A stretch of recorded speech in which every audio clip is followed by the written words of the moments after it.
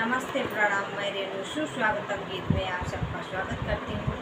मैं एक कजरी गीत सुनाने जा रही हूँ। अच्छा लगे तो कमेंट बॉक्स में जरूर बताइएगा। लाइक शेयर सब्सक्राइब करना मत भूलिएगा। झूला पड़ा श्याम तोरे बगिया, झूला पड़ा श्याम तोरे बगिया, झूलन उबई करारी ना, झूला पड़ा श्याम तोरे बगिया, झूलन उबई करारी ना,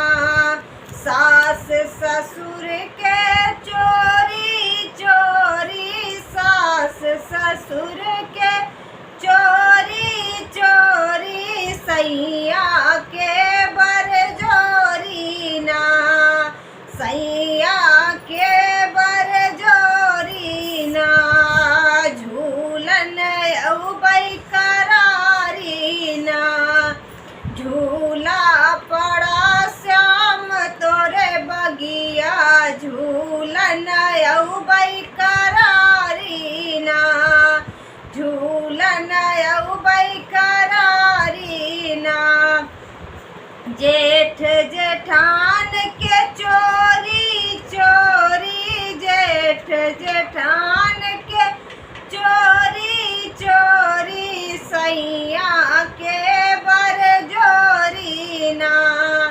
सैया के बरजोरी ना, झूलन उबई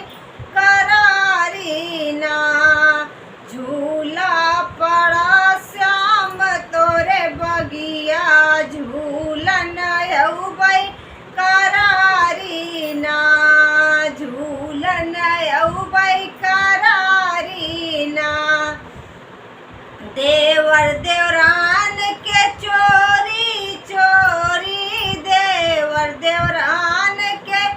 चोरी चोरी, सैया के बरजोरी ना, सैया के बरजोरी ना, झूलन उबई करारी ना, झूला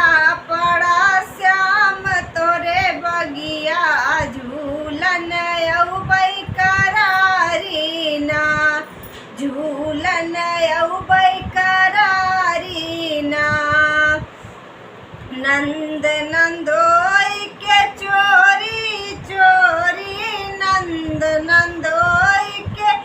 चोरी चोरी, सैया के बरजोरी ना,